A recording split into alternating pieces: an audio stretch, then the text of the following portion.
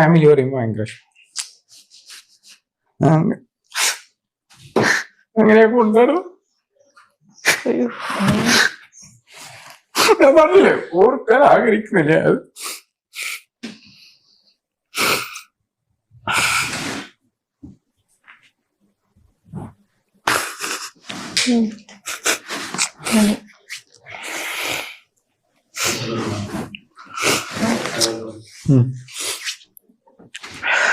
അങ്ങോട്ട് എത്താൻ താല്പര്യമില്ല സത്യം പറഞ്ഞ.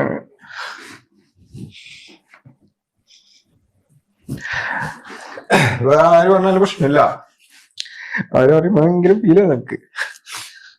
അവർക്കറിയാം എന്നെ എന്തെങ്കിലും തെറ്റാണെങ്കിൽ ഞാനൊന്നും എന്നിട്ട് വരെ മാപ്പുറത്ത് പോയിനി എല്ലാം ഞാൻ. സഫ മെഹനാസ് ഇവരെ അറിയാത്ത ആളുകൾ കുറവായിരിക്കും അല്ലേ? കാരണം പക്ഷെ ഇപ്പൊ അവരെ അറിയപ്പെടുന്നത് റിഫ മെഹനാസ് എന്നുള്ള ഒരു പേരിലാണ്. അതിന് പിന്നിലുള്ള കാരണങ്ങളും നമുക്ക് തന്നെ അറിയാം. സോഷ്യൽ മീഡിയയിൽ ഏറ്റവും കൂടുതൽ നെഗറ്റീവായിട്ടുള്ള ഒരു ഇമേജ് മേടിച്ചു വെച്ചിട്ടുള്ള ഒരു വ്യക്തിയാണ് ഈ മെഹനാസ് എന്ന് പറയുന്നത്. അതിന് പിന്നിലുള്ള കാരണം എന്ന് പറയുന്നത് ഈ ഒരു സഫ അല്ലെ, ആ ഒരു പെൺകുട്ടിയുടെ മരണം തന്നെയാണ്. ആ ഒരു പെൺകുട്ടിയെ മരണത്തിലേക്ക് തള്ളിവിട്ടത് ഈ മെഹനാസ് എന്ന് പറയുന്ന വ്യക്തിയാണ്. ആ ഒരു ദേഷ്യമാണ് ജനങ്ങൾക്ക് ഇപ്പോഴും അവനോടുള്ളത്. അവൻ കാരണമാണ് ഭൂമിയിൽ ജീവിക്കേണ്ട ഒരു പെൺകുട്ടി ജീവന് ഇല്ലാണ്ടാക്കിയത്. അവൻ കാരണമാണ് അവൾ ഈ ഒരു ഭൂമിയിൽ നിന്ന് ഇല്ലാണ്ടായത്. അങ്ങനെ എല്ലാ ദേഷ്യമാണ് അവൻ്റെ മേല് ആളുകൾക്കുള്ളത്. പിന്നെ സ്വന്തം കുഞ്ഞിനെ നോക്കാത്ത ഒരു കാര്യം അല്ലേ, അതാണ് ഏറ്റവും കൂടുതൽ. ഇപ്പോൾ സഫ മരിച്ചതിന് ശേഷവും ആളുകൾ അവനെ വെറുക്കുന്നുണ്ട് എന്നുള്ള ഒരു ഏറ്റവും വലിയൊരു റീസൺ എന്ന് പറയുന്നത് അതാണ്. സ്വന്തം കുഞ്ഞിനെ അവൻ നോക്കാതെ അവന് വേറെ കല്യാണമൊക്കെ കഴിച്ചിട്ട് സുഖമായിട്ട് ജീവിക്കുന്നു. ആ ഒരു കുഞ്ഞിന് വേണ്ടി കാര്യങ്ങളൊന്നും അവൻ ചെയ്യുന്നില്ല എന്നുള്ള കാര്യങ്ങളാണ് ഇപ്പോൾ ഏറ്റവും കൂടുതൽ ആളുകൾ അവനെ വെറുക്കുന്ന ഒരു കാര്യം. ഇപ്പോൾ കഴിഞ്ഞ ദിവസം അവൻ മഴവിൽ കേരളയിൽ നടത്തിയൊരു ഇൻ്റർവ്യൂ. ആ ഒരു ഇൻ്റർവ്യൂവിൽ അവൻ തുറന്ന് പറയുന്നുണ്ട്, ഞാൻ എൻ്റെ കുഞ്ഞിനെ കാണാൻ പോകാണ്ടിരിക്കാറില്ല. ഞാൻ പല പ്രാവശ്യം പോയിട്ട് ഓരോ പ്രശ്നങ്ങളൊക്കെ ഉണ്ടായിട്ടുണ്ട്. ഓരോ പ്രശ്നങ്ങൾ വീണ്ടും വീണ്ടും ഉണ്ടാവുന്ന കാരണമാണ് പിന്നെ അവർ കാര്യം നിർത്തിവെച്ചത്. അതുമാത്രമല്ല തൻ്റെ കുഞ്ഞെ ഏറ്റവും കൂടുതൽ സ്നേഹിച്ചിരുന്നത് തന്നെയായിരുന്നു ഞാനായിരുന്നു. അവനെ ചെറുപ്പത്തിൽ ഏറ്റവും കൂടുതൽ എടുത്തു നടന്നിരുന്നത്, ഏറ്റവും കൂടുതൽ കളിപ്പിച്ചിരുന്നത് എന്നെയാണ്. അവൻ ആദ്യമായിട്ട് വാപ്പ എന്ന് വിളിച്ചത് എന്നുള്ള കാര്യങ്ങളൊക്കെ ഈ ഒരു ഇൻ്റർവ്യൂവിൽ മെഹനാസ് പറയുന്നുണ്ട്. മെഹനാസിൻ്റെ ഒരു കമൻറ്റ് ബോക്സ് അല്ലെങ്കിൽ മെഹനാസിനെ കുറിച്ചിട്ട് ഏതൊരു വിഷയം നമ്മൾ ഇട്ട് കഴിഞ്ഞാലും അതിൽ ഏറ്റവും കൂടുതൽ മെഹനാസിന് മോശമായിട്ടുള്ള കമൻസാണ് വരല്. എല്ലാതും ബാഡായിട്ടുള്ള കമൻസ് വരല്. എനിക്ക് തോന്നുന്നു അവനെ കുറിച്ചിട്ട് അങ്ങനെ അല്ലെങ്കിൽ അവനെ സപ്പോർട്ട് ചെയ്ത് പറയാൻ ആളുകൾ വളരെ ചുരുക്കം തന്നെയായിരിക്കും. അത്രയും നെഗറ്റീവാണ് ഇവൻ്റെ ഒരു കമൻറ്റ് ബോക്സിൽ അല്ലെങ്കിൽ ഇവനെതിരെ വരുന്നതൊക്കെ. പക്ഷേ കഴിഞ്ഞ ദിവസം ഇവൻ മഴവിൽ കേരളത്തിൽ നടത്തിയിട്ടുള്ള ഒരു ഇൻ്റർവ്യൂ, ആ ഒരു ഇൻ്റർവ്യൂക്ക് താഴെയുള്ള ഒരു കമൻറ്റ് ബോക്സ് നോക്കിക്കഴിഞ്ഞാൽ 3/4 ആളുകളും എന്താ പറയുക, ഇവനോടുള്ള ഒരു ദേഷ്യം ഒന്ന് കുറഞ്ഞിട്ട് ഒന്ന് കുറച്ചെങ്കിലും തണുത്തിട്ട് എല്ലാം ശരിയാവും എന്നുള്ള രീതിയിൽ കമൻസ് ഇടുന്ന ആളുകളായിരിക്കുന്നു ആ ഒരു കമൻറ്റ് ബോക്സിൽ ഇപ്പോൾ 3/4 കാണാൻ പറ്റുന്നത്. അതിന് പിന്നിലുള്ള ഒരു കാരണമെന്ന് പറയുന്നത് മറ്റൊന്നല്ല, ഇവൻ അതിൽ പറയുന്ന കുറച്ച് കാര്യങ്ങളുണ്ട്. അതായത് ഇവൻ എപ്പോഴും പറയുന്ന ഒരു കാര്യമാണ്, സഫയെ ഞാൻ ഒരിക്കലും എന്താ പറയുക മരണത്തിലേക്ക് തള്ളിവിട്ടതല്ല, അവളുടെ ഭാഗത്ത് കുറച്ച് തെറ്റുകളുണ്ട്, പക്ഷെ അതാരും കാണാൻ ശ്രമിക്കാറില്ല എന്നൊക്കെ പറഞ്ഞിട്ട്. അപ്പോൾ ഇവർ ചോദിക്കുന്നുണ്ട്, പിന്നെ എന്തുകൊണ്ടാണ് നിങ്ങളത് തുറന്ന് പറയാൻ ശ്രമിക്കാഞ്ഞത്? നിങ്ങളുടെ ഭാഗത്ത് തെറ്റില്ല എന്നുണ്ടെങ്കിൽ നിങ്ങൾക്കത് തെളിയിക്കാമായിരുന്നില്ലെന്ന്. അപ്പം അവൻ പറയുന്ന ഒരു കാര്യമുണ്ട്. ആ ഒരു ചെറിയ കാര്യം എനിക്ക് അവൻ പറയുന്നതിൽ ഒരു പോയിൻ്റായിട്ട് തോന്നിയിട്ടാണ്. ഇനി അത് അവൻ പറയുന്നത് സത്യമാണ് അല്ലെങ്കിൽ കൂടി അവൻ ആ പറഞ്ഞ ഒരു ചെറിയ കാര്യം എന്തായാലും ഒരു പോയിന്റ് തന്നെയാണ്. ആ ഒരു വ്യക്തി സഫ എന്ന് പറയുന്ന ഒരു വ്യക്തി ഇപ്പം മരണപ്പെട്ടിട്ടുണ്ട്. അവൻ പറയുന്ന ഒരു കാര്യമാണ്, മരണപ്പെട്ടു പോയൊരു വ്യക്തിയാണ്.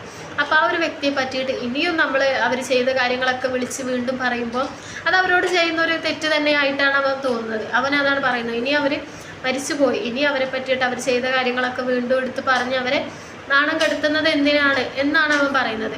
അത് അവൻ പറയുന്നത് ഇനി സത്യമാണെങ്കിലും അല്ലെങ്കിലും അവൻ പറഞ്ഞ ഒരു കാര്യം വളരെ ശരിയായിട്ടുള്ള ഒരു കാര്യമല്ല. നമ്മൾ എന്തൊക്കെ തെറ്റ് ചെയ്തു കഴിഞ്ഞാലും ആ ഒരു വ്യക്തി ഇപ്പോൾ മരണപ്പെട്ടു പോയി. അപ്പോൾ ഇനി ആ ഒരു വ്യക്തിയുടെ പേരെടുത്ത് പറഞ്ഞിട്ട് ആ ഒരു വ്യക്തിക്ക് എന്താ പറയുക മോശമായിട്ടുള്ള ഒരു ഇമേജ് ഉണ്ടാക്കി വെക്കുന്നതിനെക്കാട്ടും നല്ലത് മിണ്ടാതിരിക്കുകയാണ് എന്നാണ് അവൻ പറഞ്ഞത്.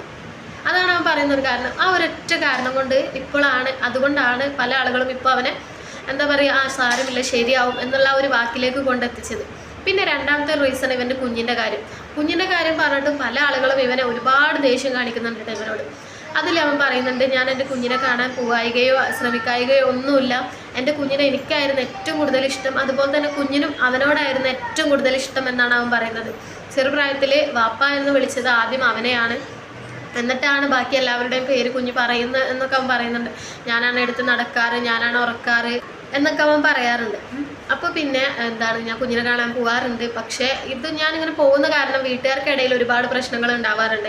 അവൻ പോയിട്ട് അവിടുന്ന് തല്ലുകൂടിയിട്ടൊക്കെ ഒരുപാട് പ്രാവശ്യം പ്രശ്നമായിട്ട് വന്നിട്ടുണ്ട്. അതുകൊണ്ടാണ് ഇപ്പോൾ കാണാൻ പോകാത്തത് എന്നൊക്കെയാണ് പറയുന്നത്. അല്ലാതെ കുഞ്ഞിനോട് ഒരിക്കലും ഇല്ലാത്തത് കൊണ്ടല്ല എന്നൊക്കെയാണ് അവൻ പറയുന്നത്. കുറച്ച് നാൾ മുന്നേ നമ്മുടെ ഖാദർഖാൻ്റെ വീഡിയോയിൽ അദ്ദേഹം പറയുന്നുണ്ടായിരുന്നു, ഇവൻ കുഞ്ഞിനെ കാണാൻ പോകാറേ ഇല്ല, കുഞ്ഞിൻ്റെ കാര്യങ്ങളൊന്നും അന്വേഷിക്കാറേ ഇല്ല.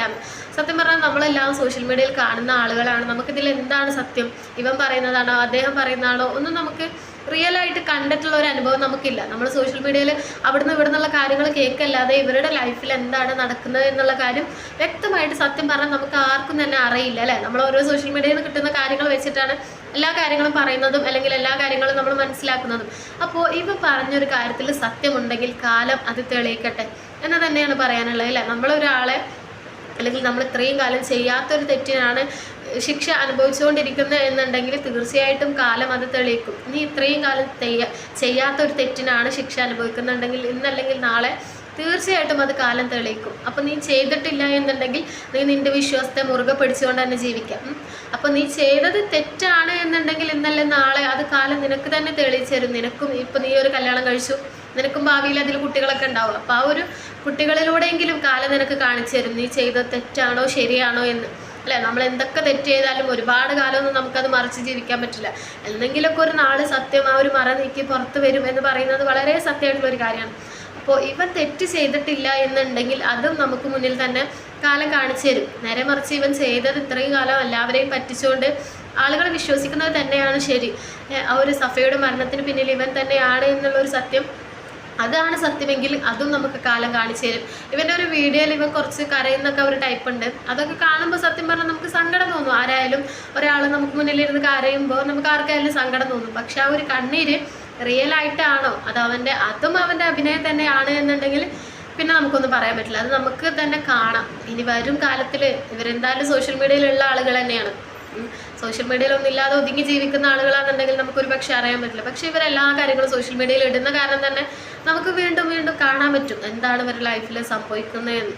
അപ്പോൾ ഇവൻ്റെ മനസ്സിൽ അല്ലെങ്കിൽ ഇവനൊരു തെറ്റ് ചെയ്തിട്ടില്ലെങ്കിൽ അത് കാലം തെളിയിക്കട്ടെ, അല്ലെങ്കിൽ ഇവൻ ചെയ്തത് തെറ്റാണെന്നുണ്ടെങ്കിൽ അതും കാലം തന്നെ തെളിയിക്കട്ടെ.